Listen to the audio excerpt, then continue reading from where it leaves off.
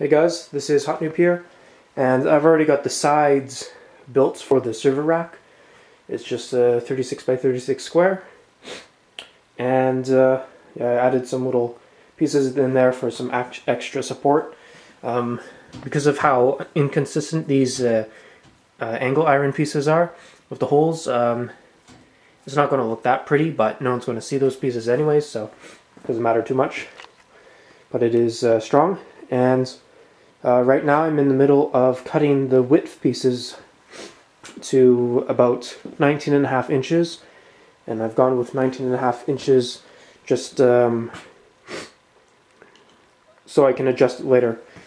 So 19.5 inches will give me just enough room to cover the top piece all the way to this end, but if it's too small I can always move it over to ending around here. So yeah.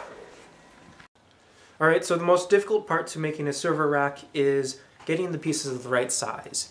But thankfully, because 36 inches is a very common measurement, 3 feet, so you can get these pieces here in 36 inches, and it's like the perfect length for a server rack. But the only issue is that the width of the server is much narrower than 36 inches, so I've got these marked for 19.5 inches, and yeah, since these are inconsistent, I've already made a cut here.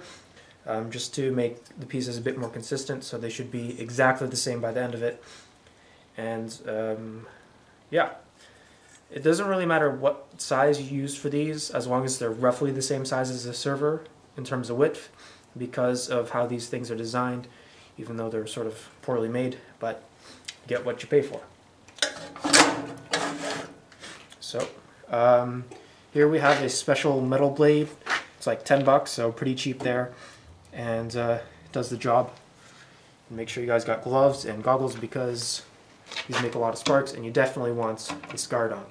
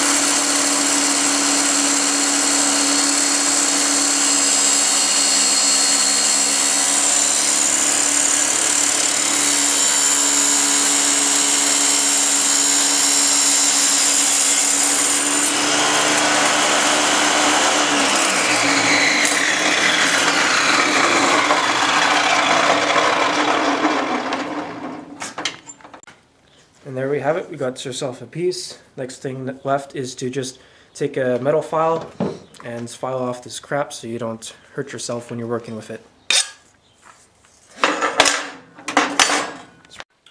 Alright, so here we are, we got the rack sort of pretty much completed.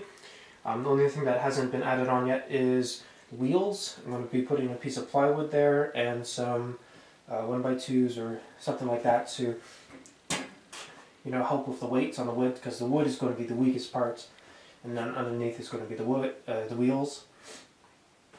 And yeah, so I've added in some aluminum here.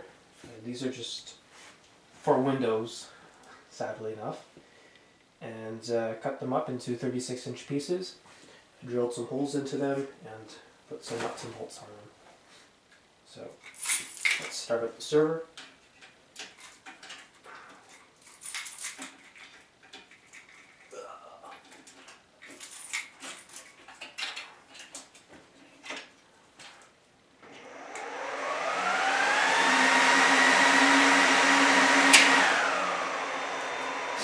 And there we go.